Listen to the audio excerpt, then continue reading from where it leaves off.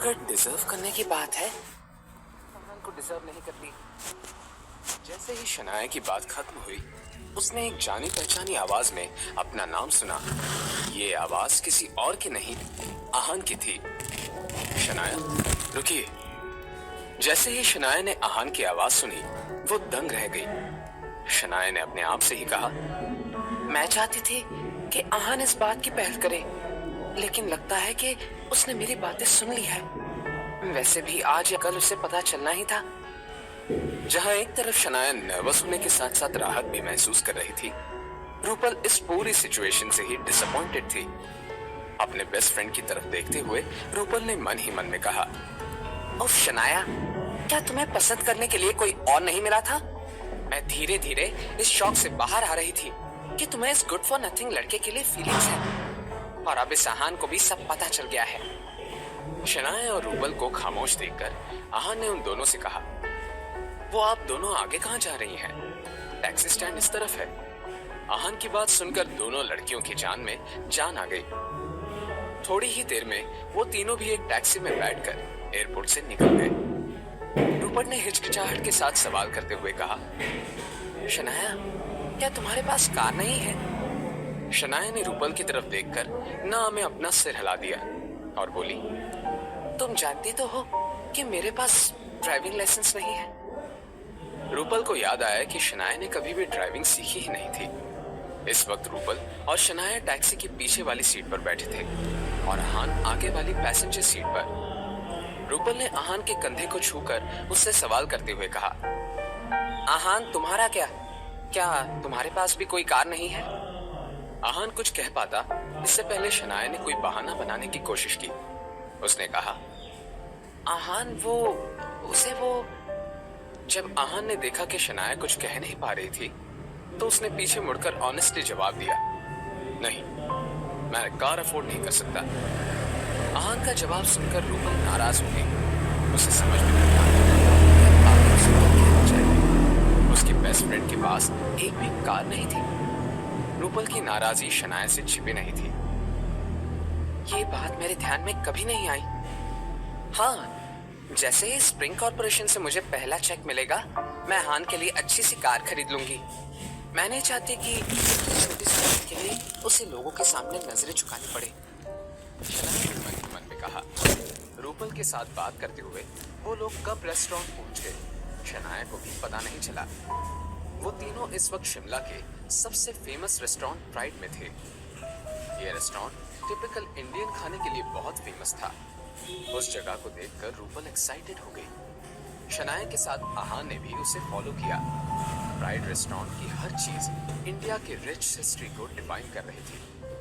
शनाया ने वहां के मैनेजर से पोलाइट अंदाज में पूछा, एक्सक्यूज मी, कहाँ कोई प्राइवेट रूम अवेलेबल है? हम 3 लोग हैं, वैसे हमें टेबल भी चलेगा।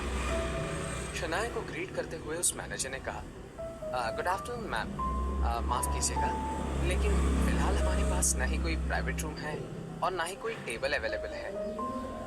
शनाया ये सुनकर डिसअपॉइंटेड हो गई, मगर रूपल ने अपना फैसला सुनाते हुए कहा, कोई बात नहीं, फिर कभी आ जाएंगे, अभी कहीं और चले जाते हैं। वो तीनों वहां से जाने ही वाले थे कि तभी उनके सामने से 3 लड़के गुजरे। उन तीनों लड़कों ने ब्रांडेड आउटफिट्स पहने हुए थे और उनमें से बहुत ही ट्रेंडी वाइब आ रही थी। एकदम से रूपल की नजर उनमें से किसी एक लड़के पर पड़ी और रूपल ने उस लड़के को पुकारते हुए कहा, प्रेम। रूपल को देखकर ऐसा लग रहा था जैसे कि वो प्रेम नामी लड़के को जानती थी। अपना नाम सुनकर वो टॉल और हैंडसम लड़का मुड़ गया और इस तरह रूपल की तरफ देखने लगा जैसे कि वो बहुत सरप्राइज्ड हो गया था। उसने रूपल से पूछा, रूपल, तुम कब वापस लौटी? इस सवाल के जवाब में रूपल ने आपस में दूरी बनाते हुए कहा, बस अभी अभी। रूपल की बात सुनकर प्रेम ने बहुत ही फ्रेंडली अंदाज में उससे पूछा, अरे तो मुझे कॉल क्यों नहीं किया? मैं तुम्हें लेने आ जाता। अपनी बात कहने के बाद प्रेम ने शनाया और आहान की तरफ देखा। ऑर्डिनरी से दिखने वाले आहान को प्रेम ने पूरी तरह से नजरअंदाज कर दिया, लेकिन प्रेम की नजरें शनाया पर रुक गई। सामने खड़ी इस खूबसूरत लड़की को देखते ही प्रेम की आंखें चमकने लगी। फिर उसने रूपल से सवाल करते हुए कहा, क्या तुम भी यहाँ लंच पर आई हो? रूपल ने जवाब में हामी भर दी और बोली, हाँ, लेकिन यहाँ पर कोई रूम या टेबल अवेलेबल नहीं है। प्रेम ने जब ये बात सुनी तो वो खुश लगने लगा। उसने रूपल और उसके दोस्तों को अपने साथ इनवाइट करते हुए कहा, कोई प्रॉब्लम नहीं है, मैंने एक बहुत बड़ी प्राइवेट रूम बुक की हुई है और हम बस कुछ ही दोस्त हैं। अगर तुम चाहो तो हमें ज्वाइन कर सकती हो। प्रेम ने अपनी ये बात हंसकर कैजुअली कही थी। शनाया ने जैसे ये बात सुनी वो मना करने वाली थी, मगर रूपल ने ऑलरेडी हामी भर दी थी। क्यों नहीं, हम जरूर ज्वाइन करेंगे। ये सुनते ही शनाया ने परेशान लगते हुए आहान की तरफ देखा। आहान समझ गया कि शनाया उसका ओपिनियन पूछ रही थी। वो शनाया का मूड खराब नहीं करना चाहता था, इसलिए ही आहान ने हाँ में सर हिला दिया और शनाया को अपना ओपिनियन दे दिया। इसके बाद रूपल, शनाया और आहान के साथ प्रेम के दोस्त उनके प्राइवेट रूम में चले गए। अंदर जाते हुए प्रेम ने रूपल से सवाल करते हुए कहा, रूपल, ये दोनों तुम्हारे दोस्त हैं क्या हमें इंट्रोड्यूस नहीं करोगी? रूपल ने फिर आहान और शनाया की तरफ देखकर मुस्कुराते हुए कहा, ये शनाया गिल है, मेरी बेस्ट फ्रेंड। रूपल ने बस शनाया के बारे में बताया और आहान को जानबूझकर मेंशन नहीं किया। आहान को इस सब से कोई फर्क नहीं पड़ता था, उसके दिमाग में तो कुछ और ही ख्याल चल रहा था। आहान ने रूपल की तरफ देखते हुए मन ही मन में कहा, रूपल, थोड़ी मैच्योर हो जाओ, पीएचडी कर लिया, लंदन घूम लिया, लेकिन अभी भी ये बचकानी हरकतें वैसी की वैसी है। रूपल सोच रही है कि कुछ अमीर लड़कों से मिलाकर वो मुझे बीच ले जा सकती है, लेकिन इस सब से मुझे कोई फर्क नहीं पड़ता।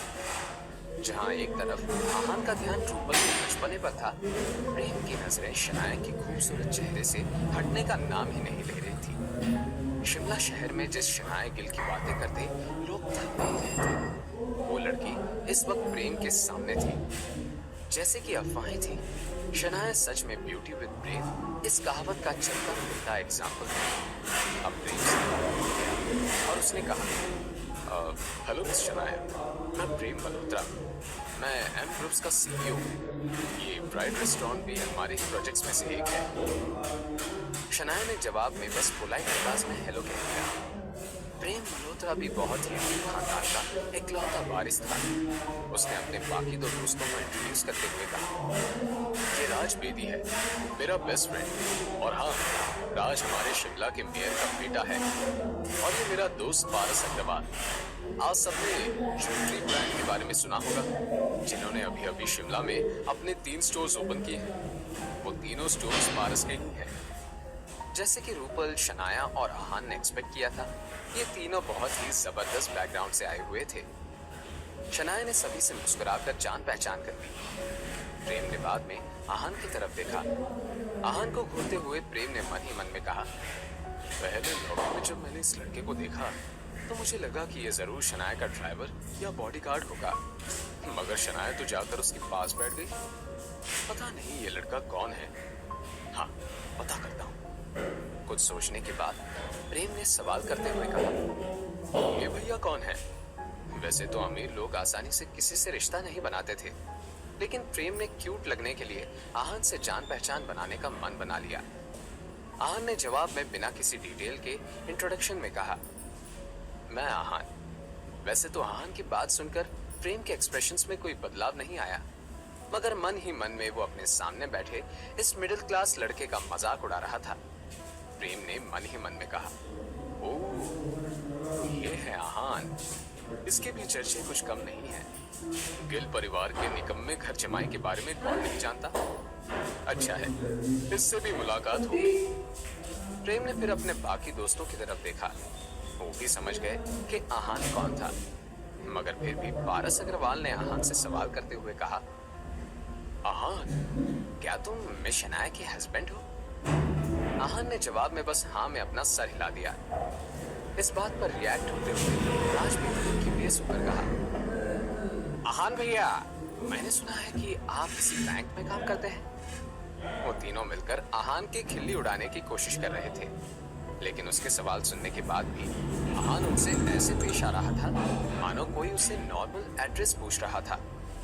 आहान ने फिर एक बार से हाँ में सिर हिलाते हुए कहा, हाँ, मैं बैंक में जॉब करता हूँ। वैसे आप क्यों पूछ रहे हैं?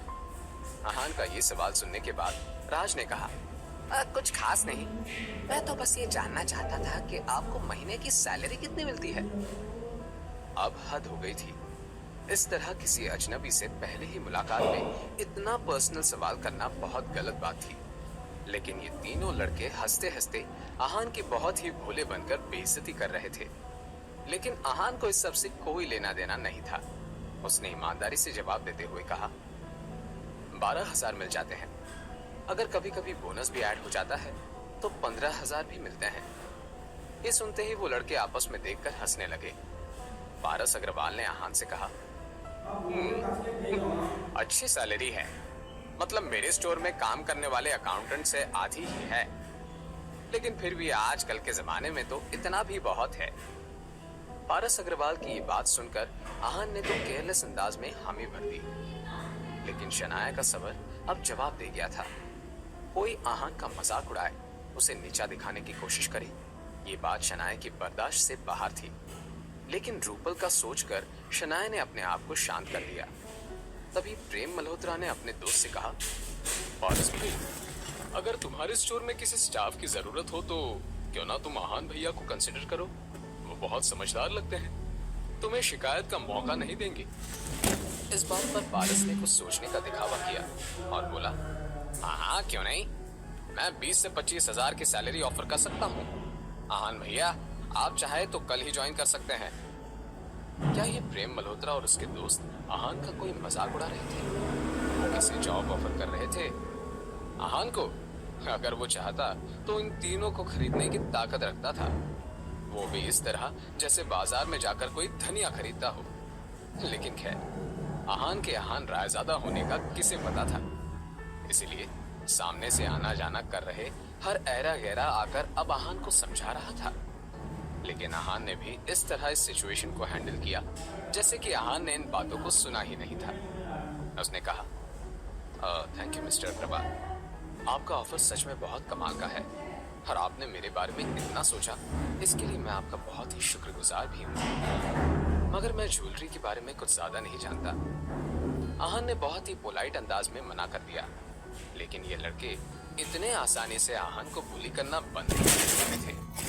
प्रेम ने कहा, आहान भैया, आप जरूर मजाक कर रहे हैं। मिस शनाया के पास तो बहुत ही बढ़िया जेवर होंगी और वो इस सब का शौक भी रखती होंगी, तो ऐसा कैसे हो सकता है कि आप जेवरात के बारे में ना जानते हो?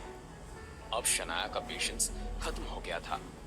इससे पहले कि आहान प्रेम से कुछ कह पाता, शनाया ने जवाब में चिढ़कर कहा, इस सब से तुम्हारा क्या लेने देना है?